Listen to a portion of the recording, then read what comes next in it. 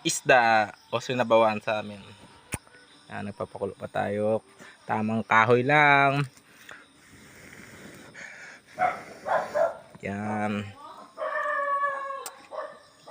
Ako magluluto ngayon. Ito yung alogbate. Masarap to. Yan. Sinabawan na may alogbate. Ako magluluto. Masarap to kasi ako magluluto. Yan, gabi na guys. Yun. Kusina sa bahay yun. Yan. Nalilim na. Yan. Gagawa ko pa ng daan yan dyan. Medyo mahirap duman. Yan guys. Lutuan time. Yan na guys. Nakasalang na. Sinabawang isda. Ito na lang. Antayin ko na lang. Magtitimpla na lang ako. Yan. Sarap nito. Yan. Antayin nating maluto.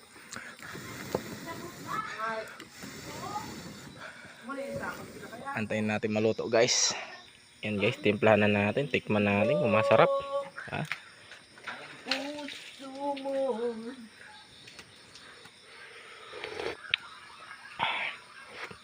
Sarap. Na guys, lagay na natin yung alogbate para lalong sumarap. Kulong-kulo na. Luto na yung isda. Half cook lang to para masaya. Yan. Sarap nito guys. Kung meron sa inyo malapit, ay nako, bumili na kayo. Sarap nito guys. Ulap for tonight. Thank you for watching. Ay, nawala yung plus. Ano ba to? Yan. Guys. Half cook lang to. Sarap nito. Yan. Tapos na yung ano. Nagamit naming sandok. Yan. Niyog tapos kahoy. Bao. Ano nang niyog? Bao. Yan. Lutuan. Yan. Wala, nasa probinsya tayo eh. Tapos, yan, manok. Kakatayin ko bukas yan. Joke lang. Hindi pwede. Yan, tapos pakuluin ito yung salit. Tapos tikman yung lasa kung pwede na.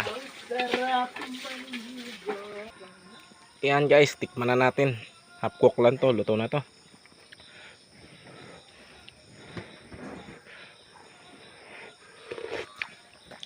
Grabing sarap. Linamnam, sarap. Yan guys, thank you sa panonood. Kainan na. Kuha na kayo ng baho nyo or kanin dyan guys. Salamat sa panonood.